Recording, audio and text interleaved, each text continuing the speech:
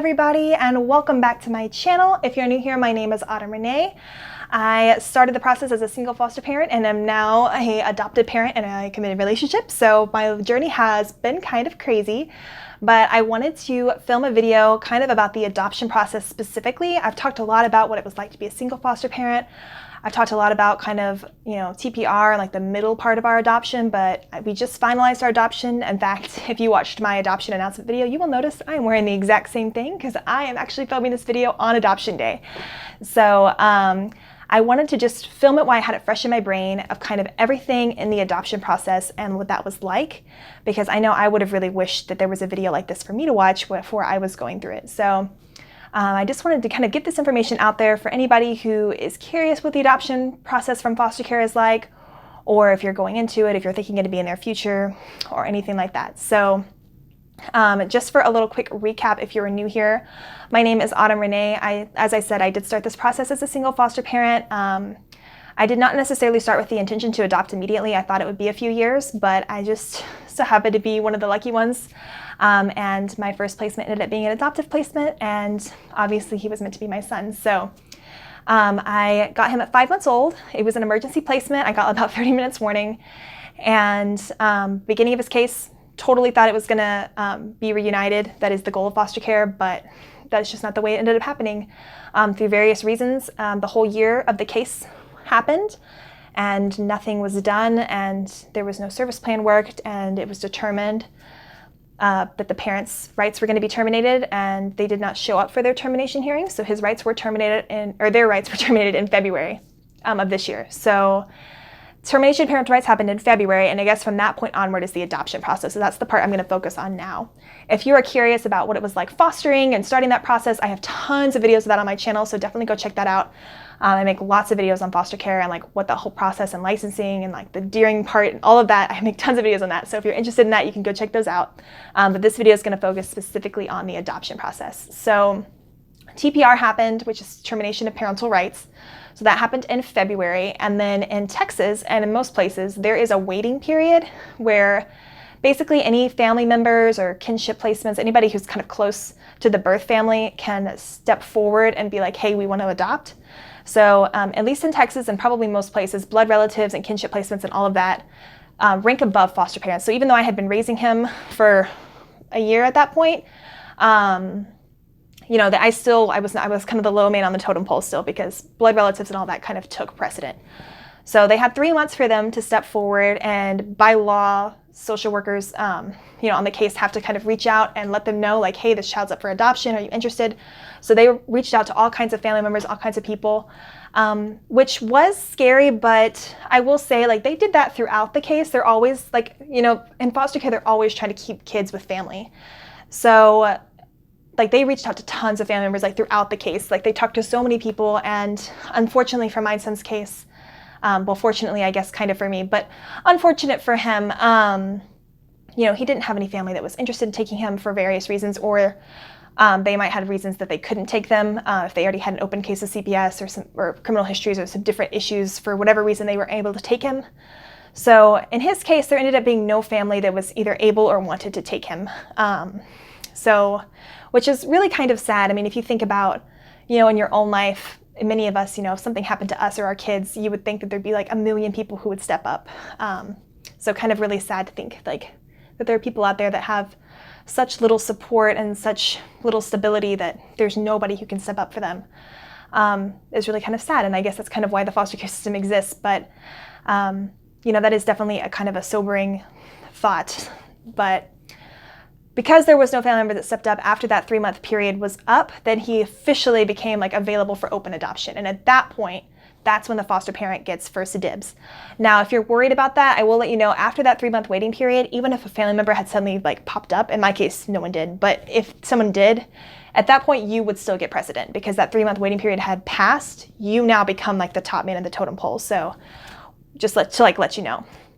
So anyway, after the 3-month waiting period ended, that's when I officially kind of started the adoption process. And that was in June, I think. I feel like this year, 2020, guys, like my timelines are all messed up. But In June is when they really were like, okay, go ahead and get an adoption attorney, which that was super scary to me. I was like, what do I do to get an adoption attorney? And so I actually asked my FAD worker, which is like my foster home adoptive worker. Everybody who becomes a foster parent, like, gets your own personal caseworker, like not your child's caseworker, but like your caseworker.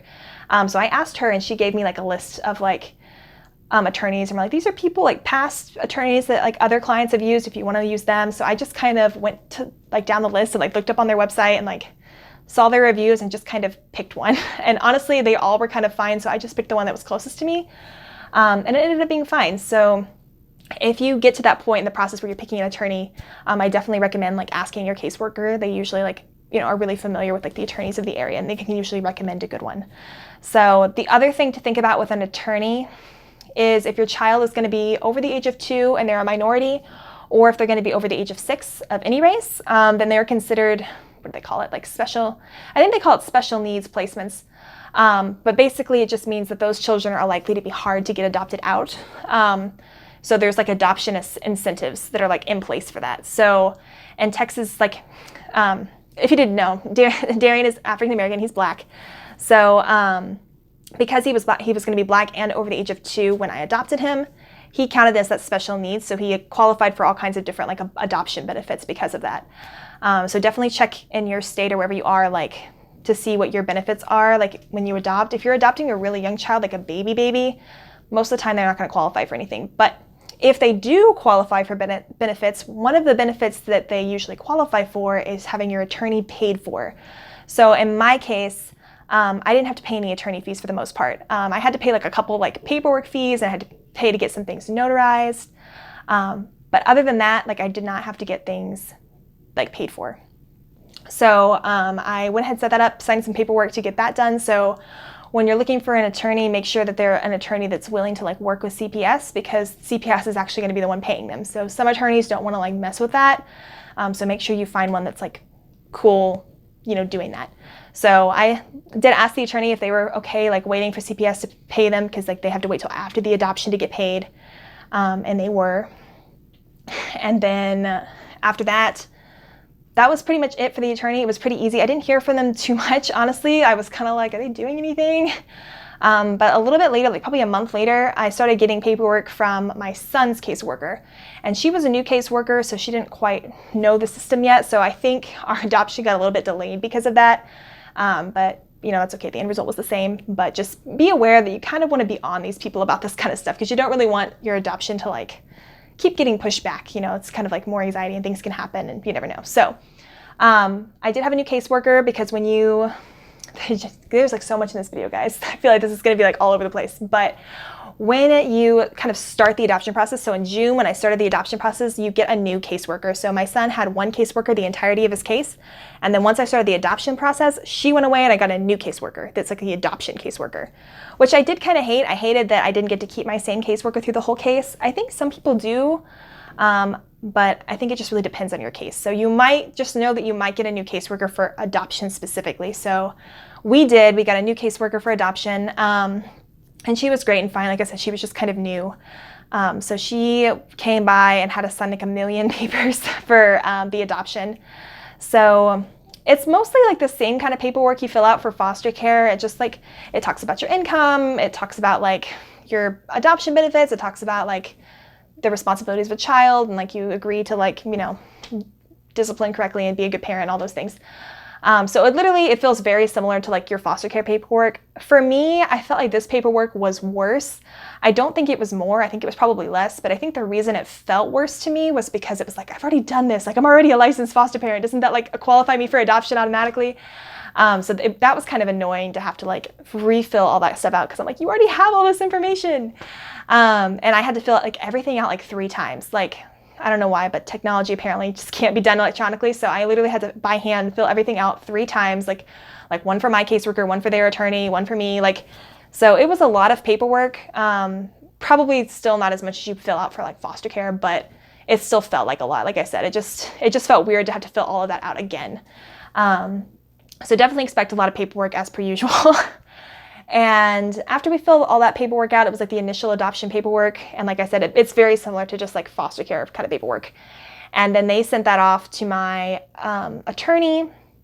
that like got delayed somehow. Like it was like 2 weeks and I heard nothing from nobody. And finally I reached out to my attorney. She's like, I didn't receive that, blah, blah, blah.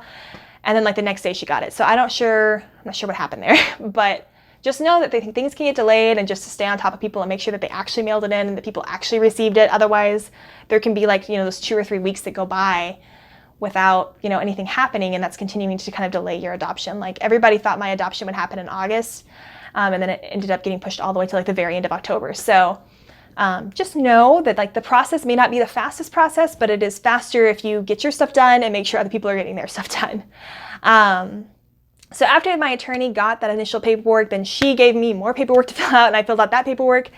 It's kind of just a back and forth of paperwork, basically, the adoption process is. And it's all just that same kind of paperwork. And finally, like the final paperwork that I got, you have like I forget what they call it, but I think it's like an adoption evaluation or something like that.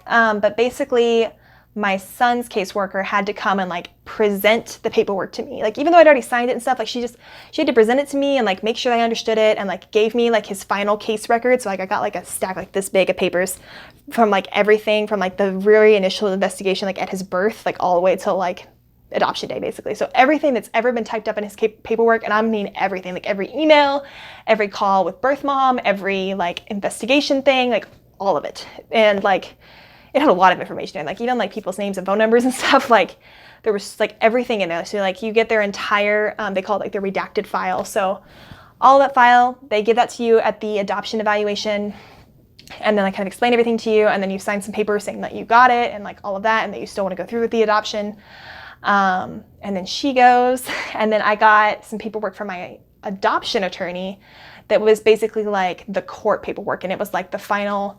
And I think this is only because it was virtual. Like I think if it wasn't virtual, I wouldn't have got this ahead of time. But I got the adoption paperwork, like the day of adoption paperwork, like in advance, and had to sign it because the actual adoption, was going to be happening virtually. So that was kind of weird. I kind of like assigned the day of adoption paperwork in advance, but I did get that paperwork also. And that was kind of the last thing. So it literally, like, that sounded like super boring, but it literally was just like paperwork from you, paperwork from you, paperwork from you, paperwork from you, mailing it off, getting it notarized.